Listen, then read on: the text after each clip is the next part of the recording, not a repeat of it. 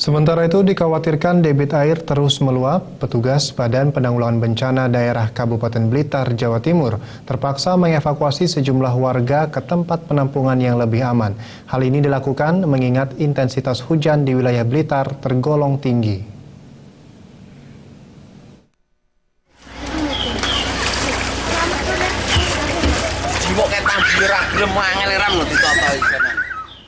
Inilah evakuasi yang dilakukan oleh tim Badan Penanggulangan Bencana Daerah BPBD Kabupaten Blitar di Kelurahan Sutojayan.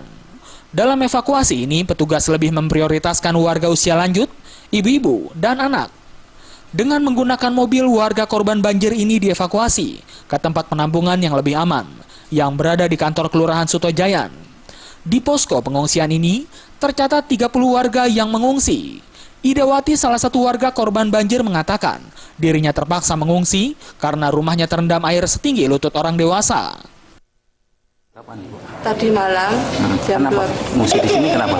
Ada masuk banjir masuk ke rumah, jadi diperkirakan ada banyak yang masuk, kita disuruh mengungsi. Mengungsi di sini sama siapa aja nih? Iya, sama ini tetangga, saudara.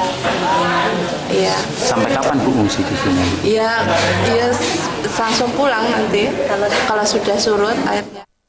Petugas BPBD Kabupaten Blitar, Ganef Rahmanto, mengatakan dari 30 pengungsi, 24 manula dan 6 berusia anak-anak. Mereka dilarang kembali ke rumah sambil menunggu situasi normal atau banjir surut. Pengungsi ada berapa? Untuk ini tadi kita lihat, kita data 30 orang, anak-anak 6, terus dewasanya 24. Rencana di pengungsian sampai kapan? Sampai nanti air bisa surut, nanti situasi sudah memungkinkan mereka bisa kembali, kita kembalikan. Nanti kalau bisa, nanti sore bisa, kita nanti sore, nggak bisa ya besok. Di posko pengungsian, petugas BPBD juga menyediakan dapur umum untuk keperluan memasak para pengungsi. Dari Blitar, Jawa Timur, Hairul Abadi.